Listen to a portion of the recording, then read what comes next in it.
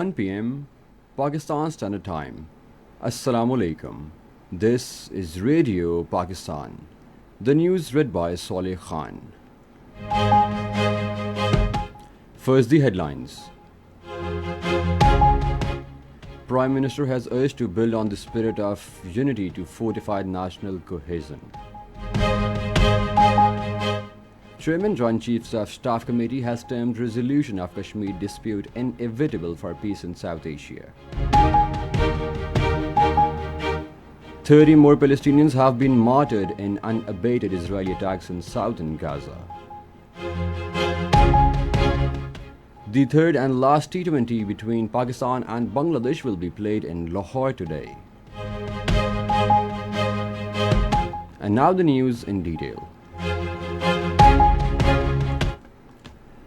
Prime Minister Mohammad Shahbaz Sharif has emphasized on all stakeholders to join hands with the government and armed forces for lasting peace and prosperity in Balochistan.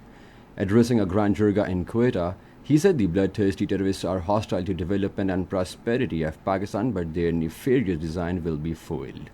Enunciating the spirit of brotherhood among all federating units, the Prime Minister said in the forthcoming Federal Development Fund of 100,000 billion rupees, a major share of 250 billion rupees has been earmarked for Balochistan.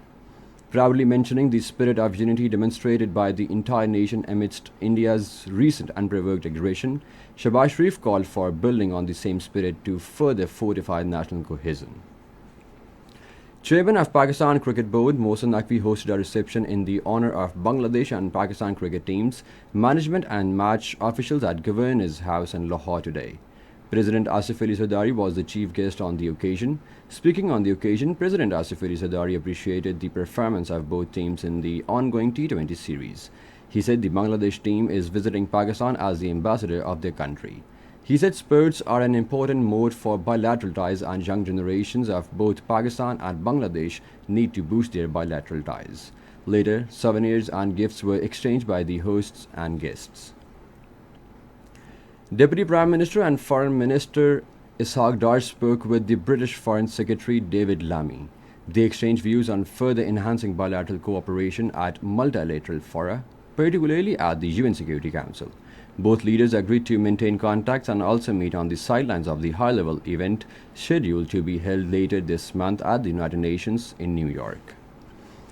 A 9-member parliamentary delegation led by former Foreign Minister Bilawal Bhutto Zardari will embark on a 2-day visit to New York tomorrow. The delegation will present Pakistan's perspective on the recent military clash with India and to counter New Delhi's disinformation campaign about the conflict.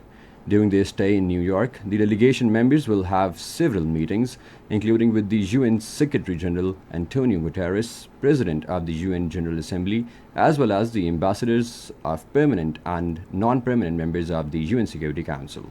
Besides these meetings, the delegation will also brief the OIC members at the United Nations. Pakistan has called for strengthening the existing dialogue frameworks at bilateral, regional and global levels to make them active and effective. The call was made by Chairman Joint Chiefs of Staff Committee General Sahir Shamshad Mirza while presenting Pakistan's principled stance at the 22nd Shangri-La Security Dialogue 2025 held in Singapore. Emphasizing that prevention of conflict is better than post-crisis efforts, the Chairman Joint Chiefs of Staff Committee said Pakistan wants a global system based on sovereignty and restraint.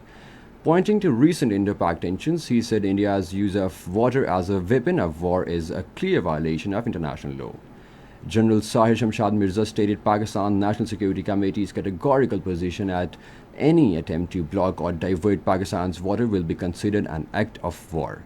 Terming Kashmir dispute the root cause of tension between Pakistan and India, the Chairman Joint Chiefs of Staff Committee said resolution of the dispute in accordance with the UN resolutions is inevitable for peace in South Asia. He said Pakistan is desirous of lasting peace with India based on dignity, equality and mutual respect. Senate Chairman Syed Raza Gilani Underscoring the importance of regional connectivity has encouraged Turkmenistan to utilize Gwadar and Karachi seaports for trade. Talking to Foreign Minister of Turkmenistan, Rashid Meredov, in Ashgabat, he emphasized the need to enhance bilateral trade. In his remarks, Foreign Minister showed interest to import Pakistani marble for construction projects in Turkmenistan. Earlier, Yusuf Raza Gilani met with Chairperson of Majlis of Turkmenistan, Dunya Ghazal Akmahamadova Gulmanova. During the meeting, both leaders agreed to accelerate progress on the Tapi gas pipeline project and optical fiber initiatives. Israeli forces in their unabated attacks have martyred 30 more Palestinians in southern Gaza. 120 Palestinians were also injured in the attacks. The third and last T20 between Pakistan and Bangladesh will be played in Lahore today. The match will start at 8 p.m. And that is the end of the news. For more news and analyses, log on to our website, radio.gov.pk, and also watch live video streaming of our bulletin on the link facebook.com/Radio Pakistan News Official.